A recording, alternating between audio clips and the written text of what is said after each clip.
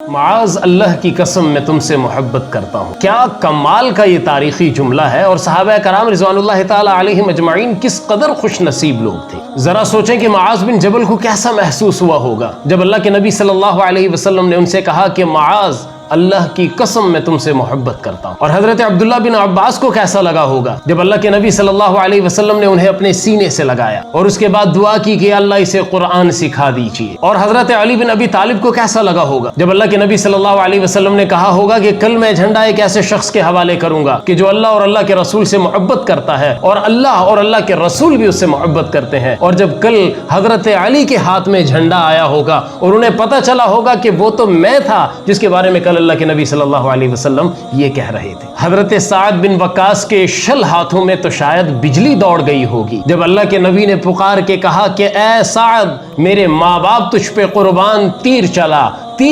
سعد تیر چلا. اور حضرت عثمان بن عفان کہ جب جنگ تبوک کے موقع پہ انہوں نے پوری کی پوری جنگ کا سارا سامان مہیا کیا اور اس کے بعد اللہ کے نبی صلی اللہ علیہ وسلم کہہ رہے ہیں کہ آج عثمان نے جو کچھ کیا اس کے بعد عثمان کو کچھ نقصان نہیں پہنچا سکتا. حضرت ابو موسیٰ اشعری نے پھر کس طرح سے تلاوت کی ہوگی جب اللہ کے نبی صلی اللہ علیہ وسلم نے کہا کہ موسیٰ اگر کل تم مجھے دیکھ لیتے کہ میں کس طرح سے تمہاری تلاوت سن رہا تھا. حضرت صائب بن یزید کیا سوچتے ہوں گے کہ جب بڑھاپے میں ان کے سارے بال سفید ہو گئے سوائے ان بالوں کے کہ جن بالوں پہ اللہ کے نبی صلی اللہ علیہ وسلم نے ہاتھ رکھا تھا. اور ذرا تصور کریں کہ انصار کی خوشی کا کیا عالم ہوگا کہ جب اللہ کے نبی صلی اللہ علیہ وسلم کہہ رہے ہیں کہ سارے لوگ ایک راستے پہ چلیں اور انصار دوسرے راستے پہ، تو میں انصار کا راستہ چنوں گا. اور انصار کیسا فخر محسوس کرتے ہوں گے کہ جب اللہ کے نبی صلی اللہ علیہ وسلم نے کہا کہ انصار سے محبت ایمان کی علامت ہے اور انصار سے نفرت نفاق کی علامت ہے. اور حضرت ابوبکر صدیق کے کیا جذبات ہوں گے کہ جب اللہ کے نبی صلی اللہ علیہ وسلم نے کہا کہ اگر میں کسی کو اپنا دوست بناتا تو ابو بکر کو بنا لیتا. اما عائشہ کا تو دل دھڑکنا ہی بھول گیا ہوگا کہ جب آپ صلی اللہ علیہ وسلم نے نام لے کے بتایا، آپ سے پوچھا گیا کہ آپ کو سب سے زیادہ محبوب کون ہے. حضرت بلال حبشی کے آنسو تو شاید تھمنے میں ہی نہیں آتے ہوں گے جب رسول اللہ صلی اللہ علیہ وسلم نے پوچھا کہ بلال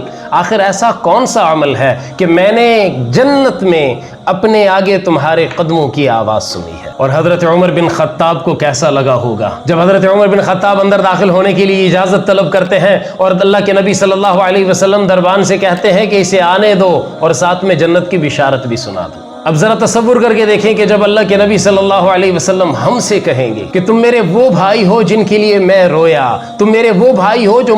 مجھے دیکھے بغیر ایمان لائے، اس وقت ہماری کیا حالت ہوگی، ہم کیسا محسوس کریں.